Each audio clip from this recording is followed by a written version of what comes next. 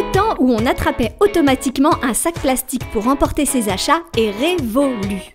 Les habitudes changent et c'est un progrès pour notre environnement. Mais pas question de se priver d'un accessoire aussi pratique. La culture du maïs apporte la solution qui permet de fabriquer du bioplastique. Explication. S'appuyant sur le pool génétique Limagrin, des variétés de maïs Limagrin, donc la coopérative a décidé de développer une génétique spécialisée pour l'utilisation industrielle. Notre métier, c'est de faire des farines, des semoules, des hominis, etc. Et pour cela, il faut des caractéristiques cornée-dentée. À l'origine, l'extrusion est née de la plasturgie. On utilisait l'extrusion pour faire du plastique. Et nous avons donc étendu ce procédé à l'application bioplastique. Ce site de Barbier est spécialisé dans la fabrication de sacs fruits et légumes, donc jusqu'à présent essentiellement des sacs fruits et légumes en polyéthylène, donc en plastique. Et donc notre production est en train de s'orienter vers une transformation de sacs fruits et légumes biodégradables. Alors ces sacs, là, dont j'en ai un modèle, il a la particularité d'avoir un toucher très soft, très doux, très soyeux, ce qui le différencie déjà énormément du sac traditionnel haute densité. Le bioplastique de qualité est aujourd'hui une réalité. Matière première à l'avenir prometteur, elle se transforme en de multiples objets du quotidien et devient de plus en plus biodégradable et donc de plus en plus durable.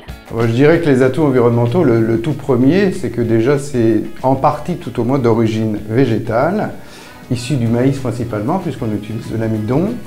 Et au-delà de ça, vous avez quand même un impact environnemental inférieur et notamment sur l'effet de serre. On a à peu près entre 30 et 70% d'impact inférieur en fait sur l'effet de serre, ce qui n'est pas négligeable. Alors au-delà de ça, bien évidemment, le grand avantage des bioplastiques, c'est qu'ils sont biodégradables. Ils s'intègrent dans la nature comme pourrait le faire une feuille ou d'autres produits issus de la nature.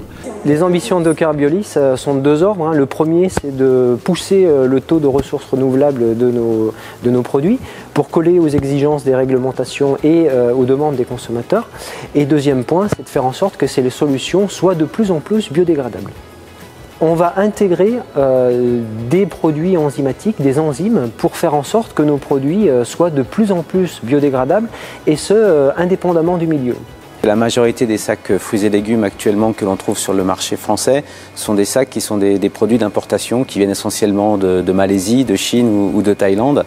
Et donc le projet de loi et donc la mise en application de cette loi au 1er janvier 2017 va faire qu'il va y avoir une très forte réindustrialisation et transformation des sacs fruits et légumes en France ou en Europe. Pour la simple production des sacs en bioplastique, le potentiel de développement est relativement important. Aujourd'hui, on estime à peu près à 30-35 000 tonnes le potentiel que nous pourrions éventuellement atteindre en 2017 puis les années suivantes, mais nous pourrions parfaitement le doubler de manière assez rapide avec également le développement de la collecte des déchets organiques. Source de nouveaux emplois, l'industrie des bioplastiques est aujourd'hui une réalité pleine de promesses.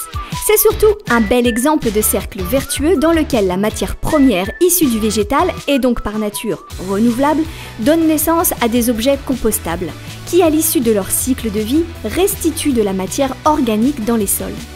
Maïs, innovation et industrie s'associent dans ce bel exemple de développement durable.